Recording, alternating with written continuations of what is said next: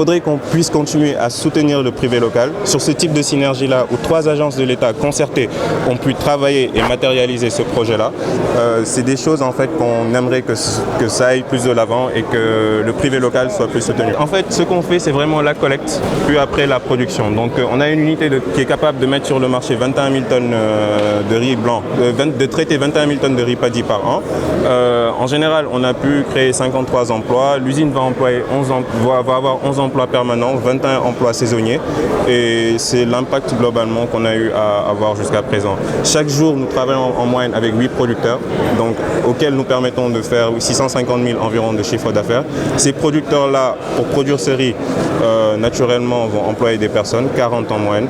Donc c'est un peu l'impact global du projet qu'on a eu jusqu'à présent. Comme l'a dit le DG du FONSIS et le DG de la boîte, et c'est un partenariat État, la SAED, le FONSIS, l'ADER et les banques privées. Et il faut le rappeler, Orabank, CNCAS et BNDE.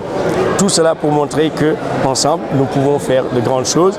Et en plus, comme on est dans la région de DB Food, nous avons mis 248 millions de francs CFA avec le réseau des femmes du Nord, REFAN, représenté par Corca-Rice, pour une unité de production plus grande à 270 millions.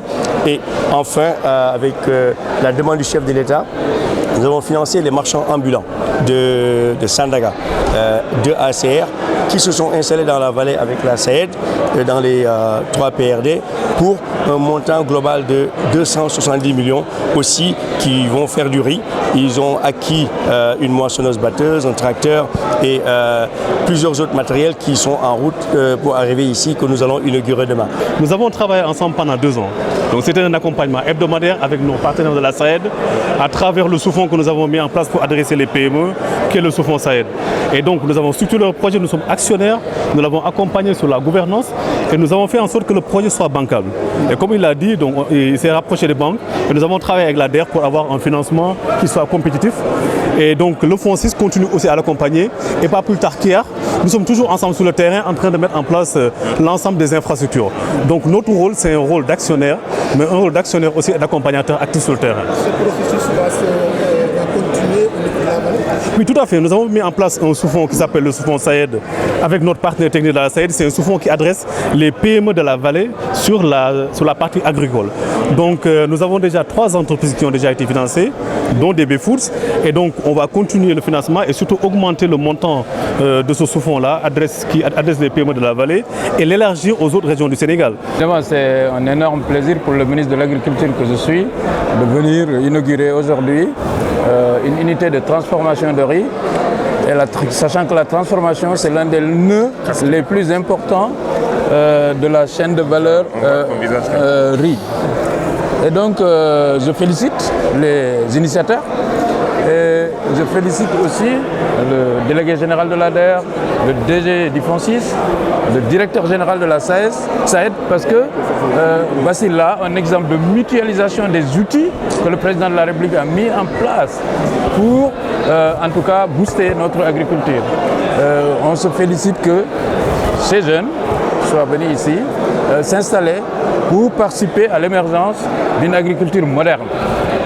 Ce que je peux dire, c'est que l'agriculture, sans doute, c'est l'un des secteurs qui offre le plus d'opportunités pour la jeunesse sénégalaise en termes d'emploi et en termes de business. Donc, je lance un appel à la jeunesse sénégalaise de s'approprier les potentialités de notre agriculture. Sans la SAED, les capacités techniques, les capacités commerciales, donc les réalités sur le terrain ne seraient pas connues. Donc d'abord la SAED. Deuxièmement, le FONSIS à travers le sous-fonds FONSIS SAED qui a été créé en 2015 et qui soutient les PME de la vallée dans le secteur agricole avec déjà 3 investissements, dont cet investissement avec DB Food. FONSIS ici a apporté de l'expertise sur la structuration, comment faire pour qu'un projet soit bancable. Ça, c'est le FONSIS qui l'a apporté. Et sans ce travail, c'est difficile d'avoir des bailleurs également. Et FONSIS a mis également un capital, je comprends 200 millions de francs. Une fois que ça c'est fait, ça ne suffit pas. Après le capital, après l'expertise, etc., il faut que des bailleurs en dette viennent également, mais surtout en dette abordable. Et en dette également long terme, sans laquelle on ne peut pas acheter des machines. Et ça, c'est la DER qui l'a apporté. avec le délégué général ici qui fait un excellent travail un peu partout. Et ça a été rapide, comme son nom l'indique, délégation à l'entrepreneuriat rapide. Donc en 3 mois, les sommes ont été décaissées et qui ont permis donc à DB Food, à M. Momarba, de réaliser son rêve.